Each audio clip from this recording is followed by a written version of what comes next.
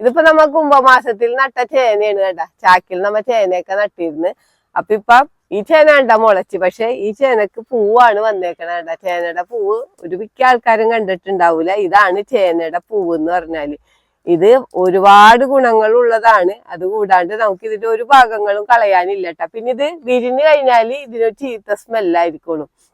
പക്ഷെ ഭയങ്കര ടേസ്റ്റി ആയിട്ടുള്ളതാണ് ചേനയുടെ പൂവ്. നമുക്ക് എത്ര രൂപ കൊടുത്ത് മേടിക്കാന്ന് വെച്ചാലും ഇത് കിട്ടൂല. ഇവിടെ ഒന്നും മേടിക്കാൻ കിട്ടാത്താണ് ഈ ചേനയുടെ പൂവ് എന്ന് പറഞ്ഞാൽ.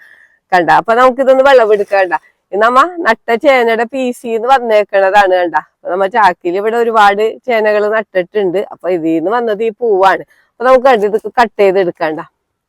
ഇതിന്റെ എല്ലാ ഭാഗങ്ങളും ഇതിന്റെ ഉള്ളിൽ ഒന്നും ഇനി ഇതിന്ന് കളയാനില്ല കേട്ടാ.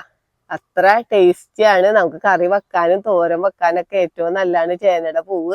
അപ്പൊ ചേനയുടെ പൂവ് കാണാത്തവർക്ക് വേണ്ടിയിട്ടാണ് ഇത്. പല ആൾക്കാരും പറമ്പിൽ ഇത് ചേന നട്ടേന വന്നിട്ടുണ്ടാവും. പക്ഷെ ഇതെന്താന്ന് പലർക്കും അറിഞ്ഞൂടാ. പക്ഷെ ഇത് നമുക്ക് കഴിക്കാനൊക്കെ പറ്റിയ നല്ല ടേസ്റ്റി ആയിട്ടുള്ളൊരു പൂവാണ്.